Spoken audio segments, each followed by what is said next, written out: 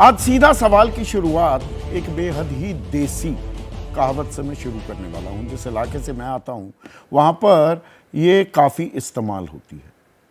कहावत है, गांव बस्या नहीं अरमंगते आंडगे, यानी कि अभी इमारत तैयार नहीं हुई है, इबारत तैयार नहीं हुई और हसीन ख्वाब सपने देखे जा रहे हैं। और इस कहावत का इस्तेमाल मैंने क्यों किया? क्योंकि अभी लोकसभा चुनाव के आखिरी चरण का मतदान होना बाकी है। अभी 57 सीटों पर आपको, जनता जनार्दन को अपना बटन दबाना बाकी है। वो 1 जून को होगा और 4 जून को नतीजे आएंगे। दूध का दूध, पानी का पानी होगा। अब की बार किसकी सरकार, इस सवाल का जवाब मिलेगा। ताल तो ठोकी जा रही है, असल नतीजे तो 4 जून को ही आने वाले हैं। अब की बार 400 पार, एनडीए की तरफ से, बीजेपी की तरफ से यह नारा लगातार बुलंद किया जा रहा है। प्रधानमंत्री बोल रहे हैं, अमित शाह बोल रहे हैं, जेपी नड्डा बोल रहे हैं। लेकिन जो विपक्ष, मैं इंडिया गठबंधन की बात करूं, जो पहले यह कहता था कि बीजेपी बहुमत का आंकड़ा नहीं पार कर पाएगी, कुछ दिनों से यह आवाज बुलंद होने लगी थी। अब वो ताल ठोकने लगे हैं कि दरअसल 350 पार तो वो करने वाले हैं। मनीष तिवारी ने एबीपी न्यूज से बातचीत की, कहा बीजेपी कहती थी हम 400 पार हैं। वास्तविकता यह है कि दक्षिण भारत में बीजेपी साफ है और उत्तर भारत में हाफ। इनकी 150 सीटें भी नहीं आएंगी। अखिलेश यादव कुछ दिनों से कह ही रहे हैं कि 400 पार नहीं, अब की बार बीजेपी 400 सीटें हारने वाली है, यानी कि 150 के नीचे की ताल ठोक रहे हैं। एनडीए गठबंधन पर भी सवाल उठने लगे हैं या जानबूझकर उठाए जा रहे हैं। तेजस्वी यादव कह रहे हैं चाचा जी भी चाहते हैं कि 2024 में मोदी जाएं।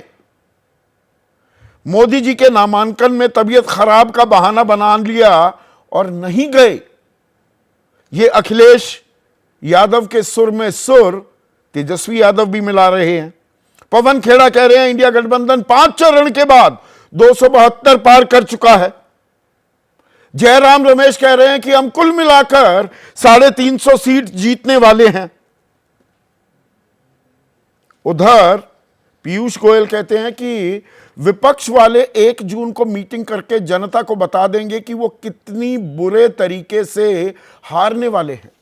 अब ये 1 जून कहां से आया? दरअसल आज की हेडलाइन यही है और इसीलिए मैंने उस कहावत का इस्तेमाल किया।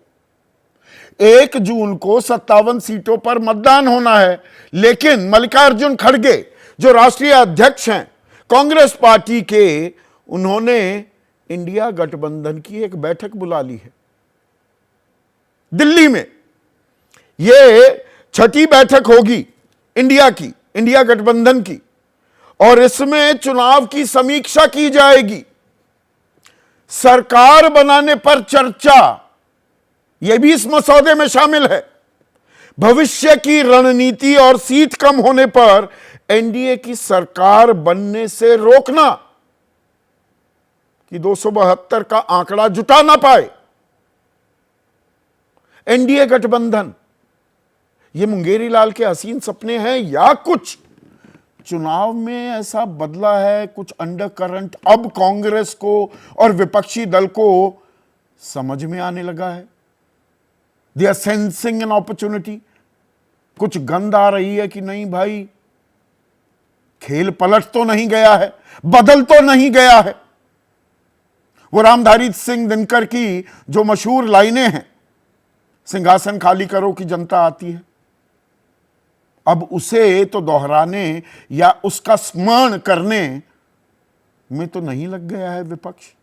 और जब इन लाइनों का जिक्र करता हूं तो मैं क्षमा प्रार्थी भी हूं। 2 दिन पहले मैंने तेजस्वी यादव का एक इंटरव्यू किया था और उसमें इन लाइनों का जिक्र किया। और बाज दफा ऐसा होता है कि आप जो सोच रहे होते हैं और जो मुंह से निकल जाता है उसमें फर्क आ जाता है। मैंने दुष्यंत कुमार का जिक्र कर दिया था इन लाइनों के संदर्भ में कि ये उनकी लाइनें, ये तो रामधारी सिंह दिनकर की हैं, ये मैं जानता भी हूं, लेकिन ये भूल मुझसे हो गई।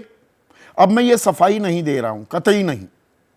क्योंकि जिस धंधे में मैं हूं, एक पत्रकार होने के नाते मैं किसी भी नेता की कोई भूल छोड़ता नहीं हूं, उसे लपक लेता हूं। तो मैं सफाई नहीं दे रहा हूं, मैं क्षमा प्रार्थी हूं, और जिन जिन लोगों ने यह भूल सुधार किया है उनका तहे दिल से मैं आभारी भी हूं। पर यहां पर राजनीतिक भूल किसकी हो रही है, सवाल यह भी है। ओवर कॉन्फिडेंस में 400 पार का नारा बुलंद तो नहीं कर दिया बीजेपी ने और एनडीए ने, और उसके चलते कहीं बीजेपी काडर समर्थक जरूरत से ज्यादा आश्वस्त तो नहीं हो गए। ये पहले दूसरे तीसरे चरण में कम वोटर टर्नआउट कितना बड़ा मुद्दा बना था, उसकी जड़ में ये ओवर कॉन्फिडेंस तो नहीं, और साथ ही साथ संविधान बदलने की एक धारा राजनीतिक विमर्श में जो चल पड़ी, क्या वो एक लहर के तौर पर भी गांव देहात में घुसती दिखाई दी है क्या? और इसी के चलते ये इंडिया का कॉन्फिडेंस अब बोलने लगा है कि 4 तारीख का इंतजार करने की भी नौबत या जरूरत वो समझ नहीं रहे। अभी से तैयारियां शुरू हो गई हैं, और यह मैं उस इंडिया की बात कर रहा हूं, चुनाव से पहले अस्त व्यस्त धस ध्वस्त दिखाई दे रहा था, कंफ्यूज था, कोई कॉमन मिनिमम प्रोग्राम तक नहीं बना, वो हमने देखा नहीं। और अब ये नतीजों के बाद की रणनीति पर अभी से तैयारियां शुरू करने लगे हैं। इसमें भी एक दिलचस्प खेल है, एक नहीं बल्कि 2। जब यह खबर आई तो मैंने कांग्रेस वालों से कहा कि भाई मेहमान कौन होगा, आज किस प्रवक्ता को भेजोगे? बीजेपी हो या कांग्रेस, वो उनके सेंट्रल एक ऑफिसेज हैं, डेस्क हैं, वही मेहमान भेजते हैं। हम उनको बताते हैं आज इस विषय पर, इस मुद्दे पर मैं सीधा सवाल करने वाला हूं। तो कांग्रेस ने अपना प्रवक्ता, राष्ट्रीय प्रवक्ता, औपचारिक प्रवक्ता देने से इनकार कर दिया। बैठक हो रही है, भाई हो रही है तो बताओ, ताल ठोको, थोड़ा हमें समझाओ, दर्शकों को समझाओ एजेंडा क्या है, और ये 1 तारीख को क्यों, 4 को क्यों नहीं, या 2 को क्यों नहीं, 3 को क्यों नहीं? और इस सवाल के पीछे भी एक वजह है। दिन में जब यह खबर आई तो बाकी जो इंडिया गठबंधन है वहां से कोई कमेंट नहीं आया, कोई टिप्पणी नहीं आई, लेकिन तृणमूल कांग्रेस की तरफ से टिप्पणी आई कि अगर CAA, NRC, uniform civil code इनको खत्म करने की बात करती है कांग्रेस, या ये चर्चा का एक विषय होता है, तो ही हम आएंगे।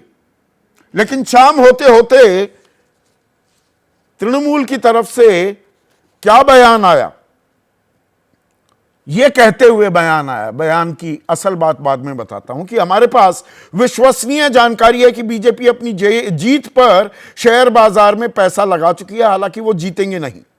और हमें 1 जून की मीटिंग के बारे में बताया गया था। मैंने कहा मैं नहीं जा सकती क्योंकि अभी चुनाव बाकी है, और कोलकाता उसके आसपास के इलाकों में चुनाव हो रहा है, और साथ ही साथ चक्रवाती तूफान भी खबर है, कल आया था। मैं चक्रवात और दूसरी तरफ चुनाव के बीच कैसे जा सकती हूं? मेरी प्राथमिकता लोगों को चक्रवात से बचाना और उससे राहत देना है। मैं यहां भी एक बैठक कर रही हूं। तो ममता तो आ नहीं रही। अब यहां भी तैयारी या रणनीति बनाने का काम आधा अधूरा ही है क्या?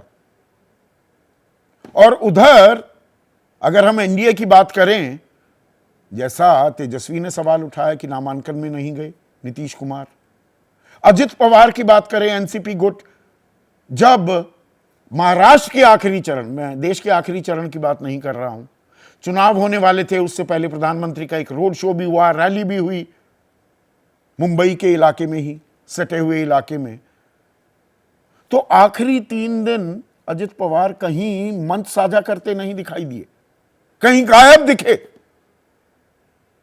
वो नाराज हैं या वहां भी कुछ रणनीति बन रही है? क्या एनडीए के अंदर खाने भी कुछ खेल हो रहा है क्या? और बीजेपी में भी ये कंस्पिरेसी थियरीज बहुत चलती हैं। चुनाव में 2019 में भी हुआ, 2014 में भी हुआ, एक 260 क्लब था, कोई 160 क्लब था कि ये हुआ तो ये नेता आ जाएगा, अभी चेहरा किसी और का है। अंदर खाने पर्दे के पीछे 4 जून के नतीजे आने से पहले ही क्या खेल शुरू हो गया है। महज नूरा कुश्ती है या कुछ पकड़ने की भी बात है, इसी पर आज हम चर्चा करने वाले हैं। ऐसे में आज का सीधा सवाल, 4 जून को 4 को नतीजा आएगा, 1 जून की बैठक से क्या हो जाएगा? और लगे बहुमत बहुमत जपने ये इंडिया के हसीन सपने।